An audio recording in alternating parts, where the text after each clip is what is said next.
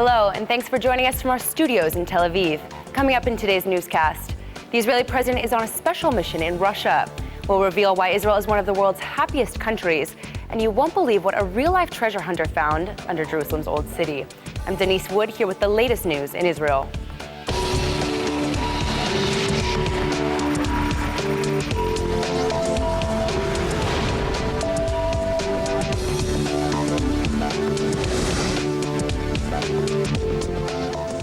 There have been a lot of reports lately on rising anti-Semitism in Europe, and European leaders are already working to change it.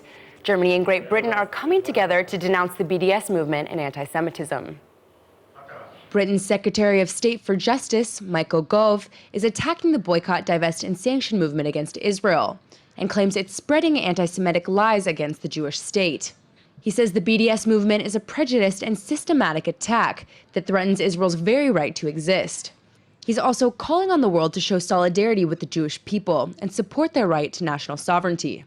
And Great Britain isn't the only country who's speaking out in support of Israel.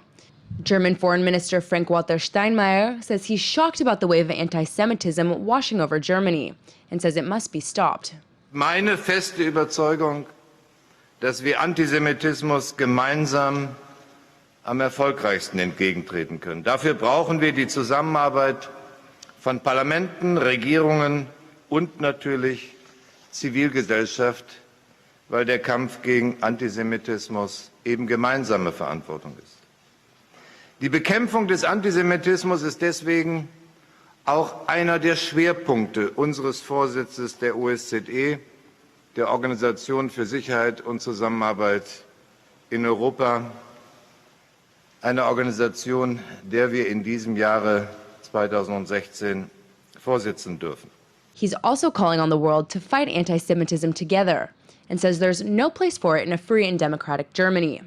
He says Germany is committed to fighting anti-Jewish sentiment through education, dialogue, and increased security for the Jewish people. Schwerpunkte sind Verbesserung der Sicherheit für jüdische Einrichtungen im gesamten OSZE-Gebiet, effektive Bildungsarbeit gegen Antisemitismus sowie die Stärkung von Dialog und zivilgesellschaftlichem Engagement. The Israeli president is in Moscow today to meet with Russian President Vladimir Putin, following Russia's sudden military withdrawal from the Syrian civil war. Israeli President Rivlin is the first foreign leader to meet with Putin since the Kremlin made the surprising decision to withdraw the majority of its troops from Syria earlier this week. On Monday, Putin ordered a partial withdrawal, saying he hoped it would contribute to the success of a peace confab that began earlier that day.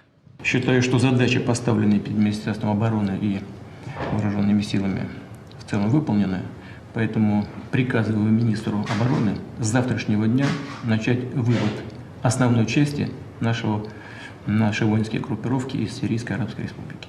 Сегодня, наконец, в Женеве возобновились межсирийские переговоры между делегацией правительства и делегациями целого ряда оппозиционных групп. Работа непростая, предстоит еще понять, как все эти группы могут за одним столом собраться, пока представители ООН работают индивидуально с каждой из них. Но процесс начат, и в наших общих интересах сделать его устойчивым и необратимым. The Israeli and Russian leaders are expected to focus today's discussion on the situation in Syria, and Israel wants to understand how Russia envisions Syria's future. The Israeli president says Israel wants to make sure that Iran and Hezbollah do not become stronger in Syria, and he's calling Iranian fundamentalism just as dangerous as the Islamic State. Israel has been anxiously monitoring reports that Russia is set to deliver S-300 missile defense batteries to Iran. Yet Israeli officials claim the Russians have similar interests to Israel, since the Russian government is worried about Iran exporting terror to Russia's southern border. При участии российских военных, при участии российской военной группировки, сирийским войскам и патриотическим силам Сирии удалось кардинальным образом переломить ситуацию в борьбе с международным терроризмом и овладеть инициативой практически на всех направлениях. Создать условия, как я уже сказал, для начала мирного процесса. The Russian withdrawal from Syria is one of the most important stories happening right now in the world. Sometimes it's easy to forget that Syria is one of Israel's closest neighbors, and Russia's move could have some serious consequences for the Jewish state. A lot of people are asking why Russia is leaving and what it could mean for the region. I'm joined by Professor Alexander Bly, who's the acting dean of social sciences at RAL University. Thanks for coming in. So first of all, why is Russia's withdrawal significant? It is significant because we're talking about the presence of a major superpower in our region, a superpower that actually injected some degree of stability into our region. Because if you remember, before their intervention in Syria, from time to time we had certain border clashes with the Syrians, with the rebels, etc. And so far, since they came here, so good. Why do you think Russia came to Syria in the first place? Oh, this is a good question. I think that we do not have a clear-cut explanation why they came in or how is it that they are going out. But I think that they came in order, of course, to support President Assad, a strong traditional ally of Moscow, Soviet Moscow, Russian Moscow. And I think that they're leaving not because they came to the conclusion that he is stable enough on his chair, but because they do not want to repeat the Afghanistan experience of the early 1980s. Obviously, this is only one possible explanation. There are many more explanations. One of them has to do with the fact that they found themselves on the opposing side of Saudi Arabia. Now, let's not forget, Saudi Arabia and Russia, along with the United States, are the three major oil producers on earth. And Russia, Saudi Arabia, share so many common interests that they just do not want to find themselves on the other side, let alone that the economy of Russia, or the Russian economy, is deteriorating. The Saudi economy is deteriorating and they must put their economic forces together. Again, this might be a partial explanation. Do you think it was a power play with the US at all? Well, to be very cynical, I would say, where is the USA? Well, if it was under a Republican president or any former American president, whatever party he belongs to, yes, I would have said definitely this is a power play. But now the current administration in Washington actually withdrew from the Middle East. They withdrew their support for Israel, for Egypt, for Jordan, for Saudi Arabia, for Iraq. And their policy is very different. Their policy now is pro-Iranian. Now, we must remember, Iran, as much as it is a temporary ally of Russia, basically it is not an ally, because the main directive of the regime in Tehran is to export the revolution. In Russian terms, it translates into the Ingush Chechens, into the Tatars, into the Dagestanis, etc., etc. And therefore, to put it in very clear terms, no, this is not a power play with the United States. This is a demonstration of strength in this area. This is our backyard, and we're here to watch what exactly you guys are doing here. So it was a demonstration of strength. Obviously, Russia is a world power, and they were here in Syria. Now they're leaving. What does that leave? Well, I'm not sure about the term leaving. I believe that they are leaving only partially. At least these are the news reports that I have seen so far, that some units would stay behind. Now, it means that they would leave the factions in Syria to fight each other. I believe that right now they're satisfied that it's not going to become a regional conflict. A regional conflict is against the interest of the Russians. What about Israel in all of this? Obviously, Israel is a neighbor of Syria. They're leaving Syria. We're not really sure what's going to happen there now between the warring parties that are still there. What does that mean for Israel? Well, I'm afraid that I will voice here a dissident position because most Israelis are saying, oh yeah, it's good that the Russians are leaving. I think that quite the contrary. I think that we reached a degree of military coordination with Moscow never before achieved, which again has to be attributed to the fact that they came to Syria. More than that, there has been no major or serious border clashes between us and the Syrians since the Soviets or the Russians set foot in Syria. And moreover, without the United States to watch over all these regimes in the Middle East, I believe that we need a responsible adult to watch an eye.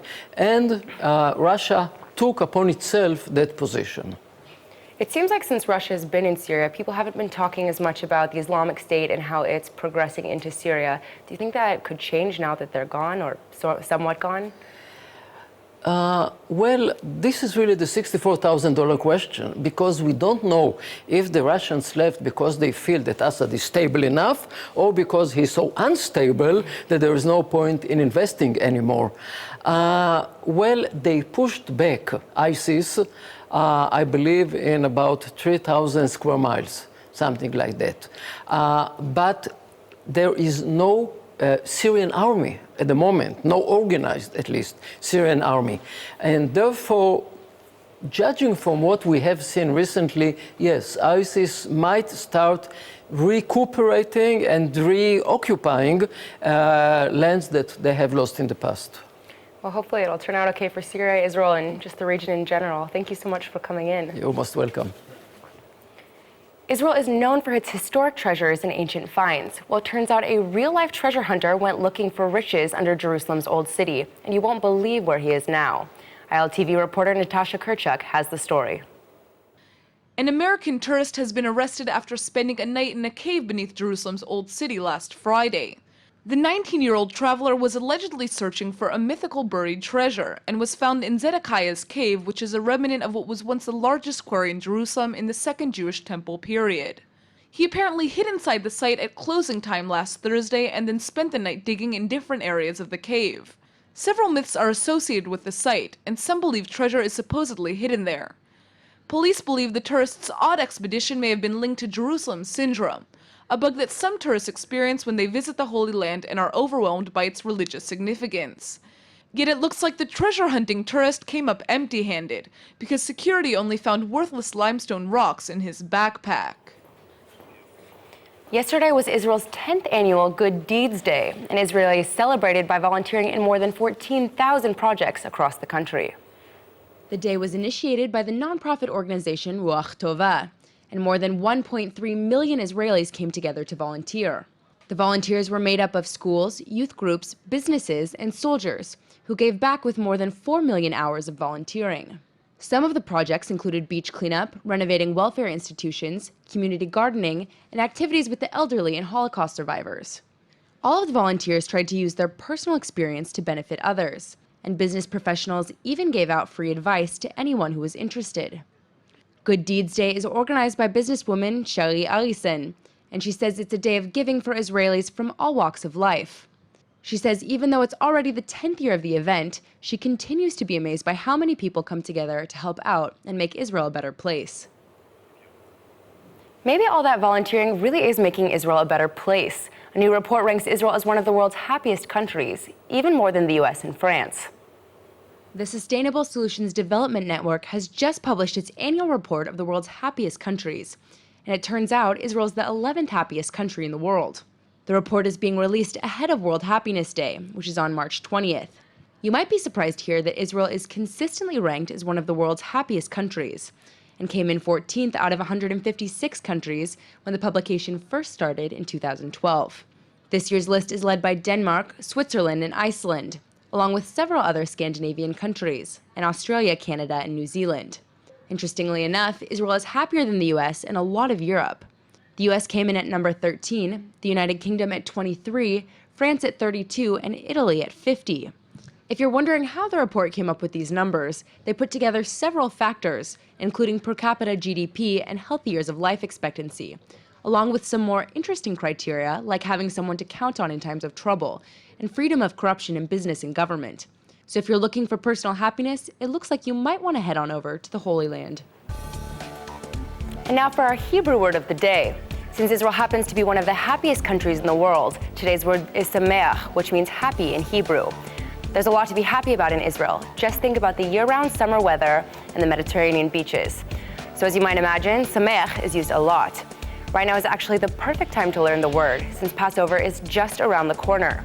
During the holidays, it's not uncommon to hear Israelis wishing each other Chag Sameach, or happy holidays. And even if it isn't a holiday, you have to know how to wish your Israeli friends a happy birthday, or Yom Holedet Sameach. If if you don't have an exciting event to look forward to, don't worry. Israelis love to party, so there's always some upcoming celebration to get sameach about. Let's go ahead and take a look at the weather forecast. Tomorrow is expected to be partly cloudy with a 20% chance of rain and a high of 63. The weather should stay the same throughout Friday, but the rain should clear up.